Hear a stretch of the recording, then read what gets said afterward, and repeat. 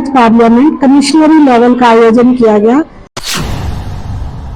जिसमें हमारी बच्चियों ने संसद का प्रतिरूप लेकर जो है आयोजन किया।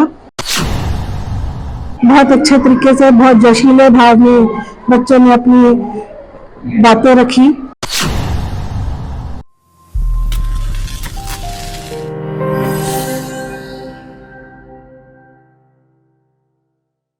कमिश्नरी लेवल में लिए जाने वाले युवा संसद कार्यक्रम का आयोजन सोहना के सीनियर सेकेंडरी स्कूल गर्ल्स में किया गया, जहां स्कूली छात्राओं ने अपना बेहतरीन प्रदर्शन करते हुए विपक्ष की छात्राओं ने सरकार को युवाओं के बीच बढ़ता नशा, साइबर फ्रॉड सहित बढ़ती महंगाई जैसे मुद्दों पर सवाल दागते हुए घेरा। आयोजित कार्यक्रम का निर्णय देने के लिए एक कमेटी का भी गठन किया गया, जिस कमेटी में नुहू व तावड़ू जिले के प्रिंसिपल व टीचर को शामिल किया गया था। इसके अलावा गुरुग्राम डाइट से भी अधिकारी उक्त कार्यक्रम में शिरकत करने के लिए पहुंचे। संसद यानी यूथ पार्लियामेंट कमिश्नरी लेवल का आयोजन किया गया, जिसमें हमारी बच्चियों ने संसद का प्रतिरूप लेकर और प्रधानमंत्री, विपक्ष, सत्ता पक्ष का जो है आयोजन किया। बहुत अच्छे तरीके से, बहुत जोशीले भाव में बच्चों ने अपनी बातें रखी। जो हमारा जजेस पैनल है वो डाइट की तरफ से ये करवाया गया। डाइट के senior lecturer principal mister Arun Raghav ji आए, और जो हमारा जजेस पैनल है वो इंटर डिस्ट्रिक्ट नुहू ब्लॉक से आया है, नुहू तावड़ू ब्लॉक से आए। और सबसे अच्छा रहा कि बच्चों ने बहुत ही अच्छे अंदाज में, जोशीले भाव में किया। जो हमारे जजेस है वो खुश है। छात्रों के दमदार प्रदर्शन को देखने के बाद निर्णायक कमेटी के अधिकारियों ने भी छात्राओं के प्रदर्शन की सराहना तो जरूर की, लेकिन कमेटी के सदस्यों ने भी अपना यह निर्णय नहीं दिया कि सोहना गर्ल्स स्कूल की छात्राएं कौन से पायदान पर रहेंगी। ड्रग्स तस्करी व नशे की लत में जा रहा है। आखिर सरकार द्वारा ड्रग्स तस्करी व नशे को रोकने के लिए क्या क्या कदम उठाए जा रहे हैं?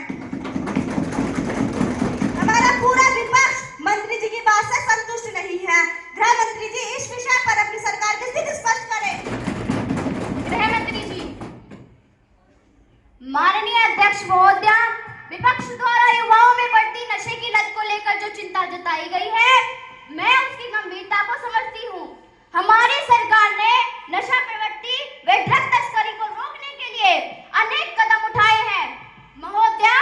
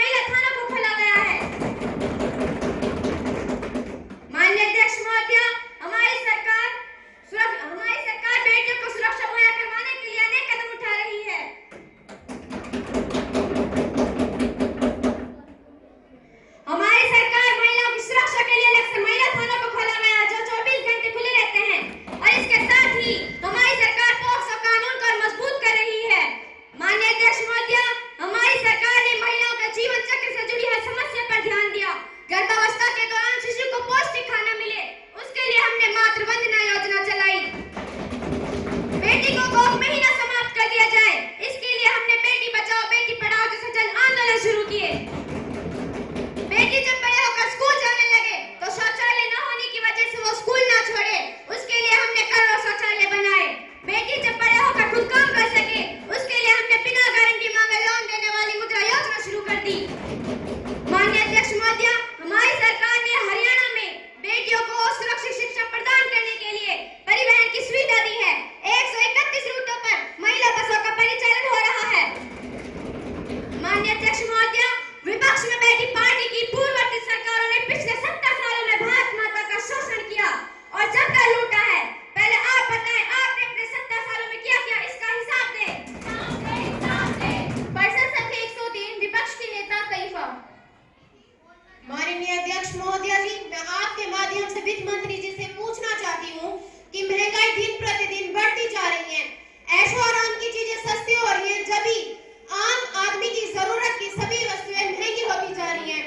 अध्यक्ष महोदय जी, पेट्रोल और डीजल का तो पूछे मत, ये तो आसमान छू रही है। आम आदमी का जीना दूभर हो गया है। महंगाई को लेकर लोग रो रहे हैं और सरकार सो रही है। और अध्यक्ष महोदय जी, ये नारा लगाया जाता है कि हम तो सेवक हैं, 18 घंटे काम करते हैं। इन्हीं लोगों के बारे में मैं एक शेर के माध्यम से बताना चाहती हूँ। जो सच और झूठ में दूरी है वो दूरी समझते हैं, सियासी हाकिमों की हम भी मजबूरी समझते हैं। वो अपना हक समझते हैं, निवाला छीन लेने को, डकैती को बहुत से लोग मजबूरी समझते हैं। जनाब, जब प्रधानमंत्री जी से सवाल पूछते तो हमसे कहते हैं कि आप बताइए आपने 70 सालों में क्या किया। मैं इस सदन के माध्यम से कह देना चाहती हूँ कि मुझसे मेरी 70 सालों का हिसाब मांगने वाली ये सरकार, जो अपना 2000 का नोट चलाया उसका साल नहीं चला सकती, वो मुझसे मेरी 70 सालों का हिसाब। माननीय अध्यक्ष महोदय जी, इलेक्टोरल बॉन्ड खरीदने वालों के नाम छुपाने वाली ये सरकार आज इन दिनों आम के ठेलों लगाने वालों के नाम जानना चाहती है। मुझे तो लोग होटलों, ढाबों या आम के ठेलों पर नेम प्लेट लगवाने वालों से पूछना है, कभी देखा है किसी खून की बोतल पर किसी का नाम लिखा हो? माननीय अध्यक्ष महोदय जी, मुझे वित्त मंत्री जी से यह पूछना है कि कुछ साल पहले 100 स्मार्ट सिटी बनाने का ढोल पीटा गया था, सुना है उस ढोल में पानी भर गया है। इसीलिए आपने उसका नाम बदल कर रख दिया है सिटीज और ग्रोथ हब्स। नाम अच्छा है, नाम बदलने का खेल खेलते रहिए, क्योंकि सरकार तो इसी वजह से चल रही है। माननीय अध्यक्ष महोदय जी, मैं आपके माध्यम से वित्त मंत्री जी से पूछना चाहती हूँ कि आपकी सरकार महंगाई को नियंत्रित करने के लिए क्या कदम उठा रही, करके अपने स्पष्टीकरण दें। वित्त मंत्री जी। माननीय अध्यक्ष महोदय, मैं आपके माध्यम से सदन के पटल पर अपने साथी को बताना चाहती हूँ कि आज के युग में कोई भी राष्ट्र ऐसा नहीं है जो वैश्वीकरण से अछूता है, जिसके कारण महंगाई बढ़ रही है। वैश्वीकरण के कारण विश्व एकाउंट दिन प्रतिदिन बढ़ रहे हैं। अंतर्राष्ट्रीय स्तर पर आने वाले उतार चढ़ाव के कारण भी महंगाई प्रभावित हो रही है। अंतर्राष्ट्रीय उतार चढ़ाव के कारण नहीं, सरकार के भ्रष्टाचार के कारण ऐसा हो रहा है। महोदय, हमारी सरकार ने वर्तमान बजट 2024 से 2025 की तुलना में 2025 से 2026 में पूंजीगत व्यय में 7.4% की वृद्धि की है। महोदय, हमारी सरकार ने 2.06 लाख करोड़ रुपए का बजट सब्सिडी के लिए आवंटित किया है। महोदय, अंतर्राष्ट्रीय महामारी कोरोना के कारण पेट्रोल, डीजल, प्राकृतिक गैस आदि महंगी होती जा रही है।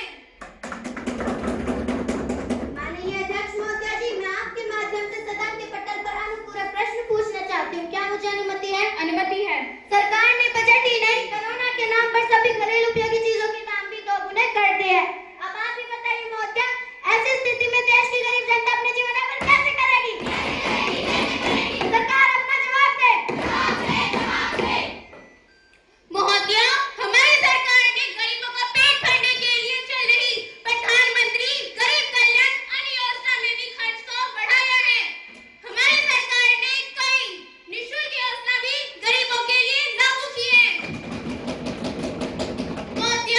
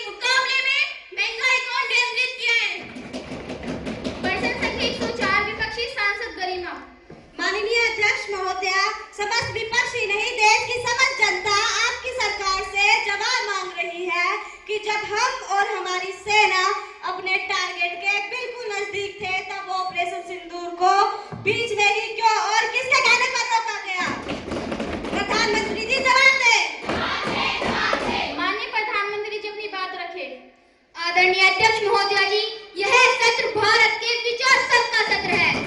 संसद का यह सत्र गौरवगान का सत्र है।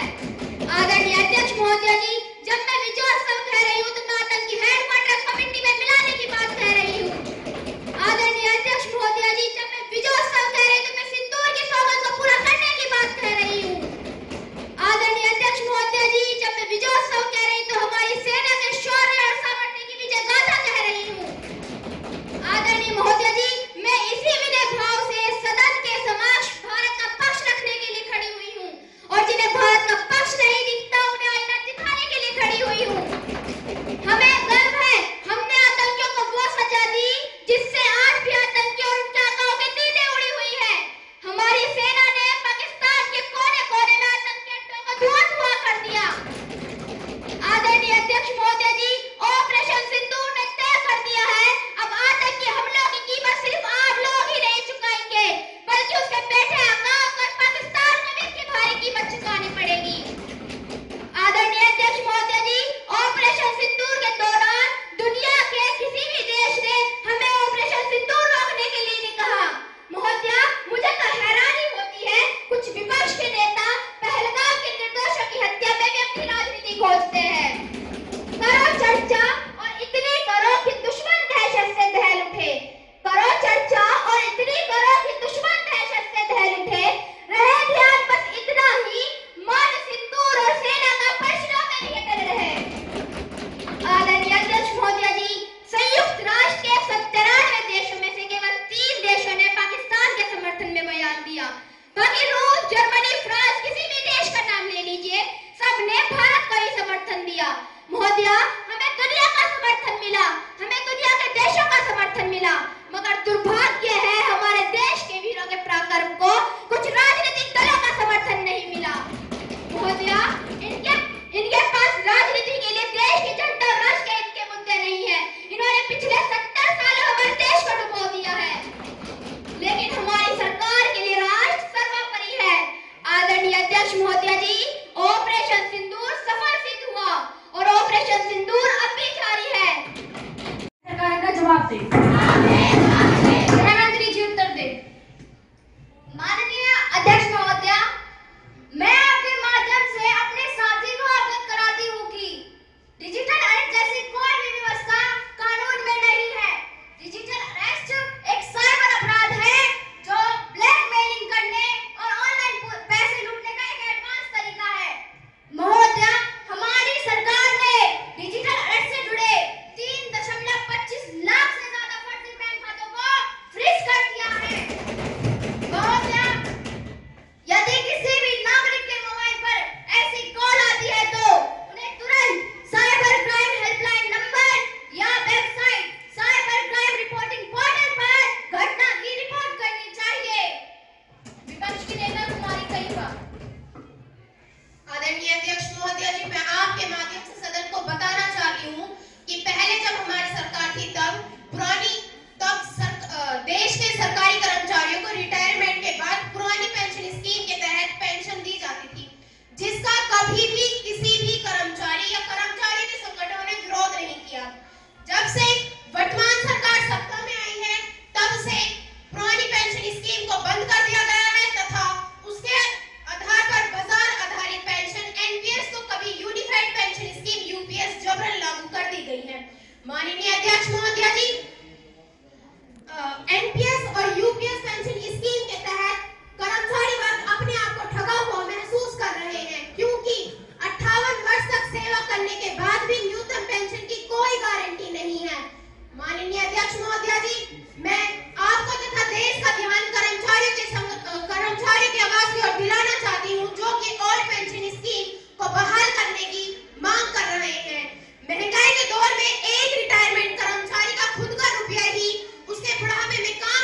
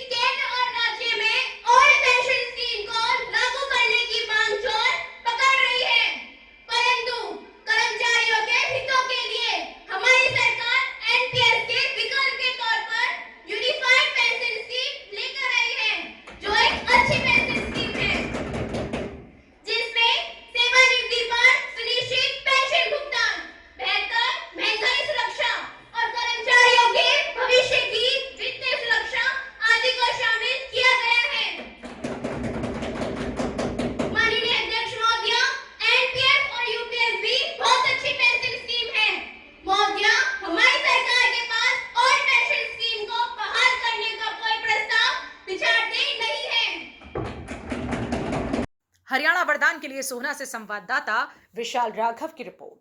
देश व प्रदेश की खबरों को सबसे पहले देखने के लिए हरियाणा वरदान चैनल को सब्सक्राइब करें, लाइक करें व शेयर करें।